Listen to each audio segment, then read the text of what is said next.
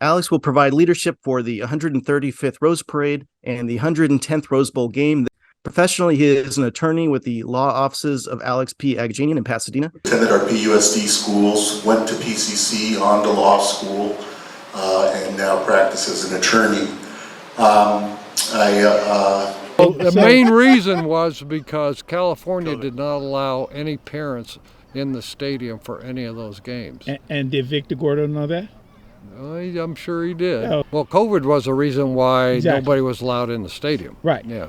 Right. So, yeah, in a tournament, we call that the COVID Bowl. So that was one of two games that were not played here. The other was the 1942 game. Correct. Yeah. Yeah. Right. So, Because of the- yeah, Japanese bomb Pearl kinda Harbor, moved December, out. Right. December 7th, 1941. We were scheduled to have Oregon State play Duke University in that game, but the president at the time was Franklin Delano Roosevelt. He declared the West Coast a war zone, thought we were going to be invaded by the Japanese. No large public gatherings were allowed on the West Coast, so that's why the game was moved to Durham. Wow. Yeah. So, That's Yeah. crazy. yeah, So that's the history. Victor wanted to ruffle some feathers. Well, yeah, it was, the whole thing was allowing parents in the game. And, okay, well, I appreciate it. Sure, And take care. nothing with Huntington Hospital giving the city notice of the overcrowdedness of the hospital. Well, that too. That all played into it. Yeah, that's all part of COVID. All right, thank you so much, Joe. Take care. All right. Why do you think the Rose Parade has become such an enormous global, really, phenomenon and had such a lasting impact for 135 years? And then also on the local level, what does it mean to the Pasadena community? So let's start locally with Pasadena first. With the partnership we have with the city and the local areas that we are involved with, the parade helps bring people in. There's a standing joke that people see the mountains and the blue skies and another 50,000 people are going to move here. It creates such a wonderful atmosphere of celebration, and people just look to the city, look to the tournament for that celebration. And we've been doing that, as I said earlier, for the 135 years of this parade.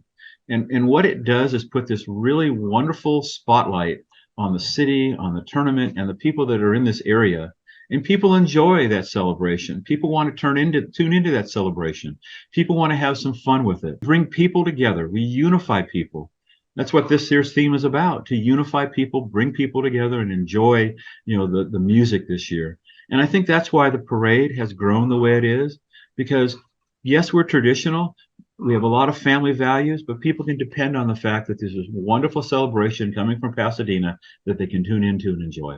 The Rose Bowl game I will not say, it's particularly after this last Rose Bowl, very successful game. Like, we should all applaud for that one because it was a great game. But, now that the bowls are being centralized and controlled by the conferences, we need to be protective of the game.